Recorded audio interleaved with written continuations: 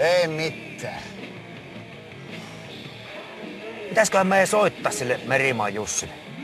Tää. No, minä voin soittaako. Se on vähän niinku minun homma. Kertoen managerina.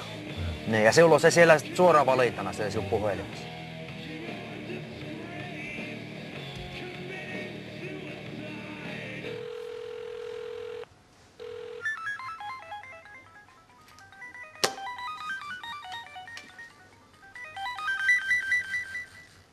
Tavastajaklubi? No, lörtsy ja halipat suippaa. Se on Nissisen Jorma teillä, kun soittaa. Niin, Teräsvillä yhtyeen manageri. Onko... Juhani Kotosala. Juhani on just nyt tärkeässä palaverissa, mutta voinko mä auttaa jotenkin?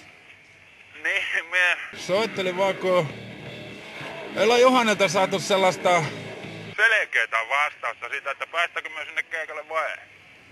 Niin joo, te ootte se Teräsvilla, joo. Teistä onkin puhuttu täällä todella paljon. Niin, me laittaisin demonkin sinne. Joo, sitä soitetaan täällä ihan jatkuvasti. Soittavat kuulemma jatkuvasti Teräsvillan demoa siellä.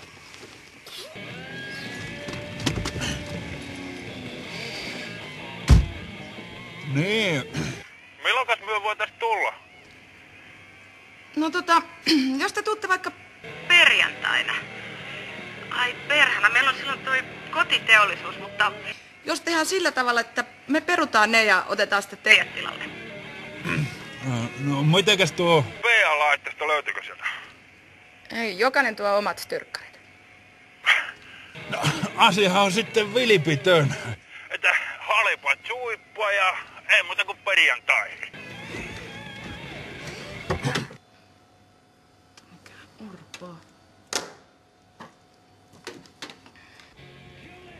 No. Perjantai, pilkku, Tavastajaklubi, pilkku, keikka, piste. Jokainen tuo sitten omat verkkarit.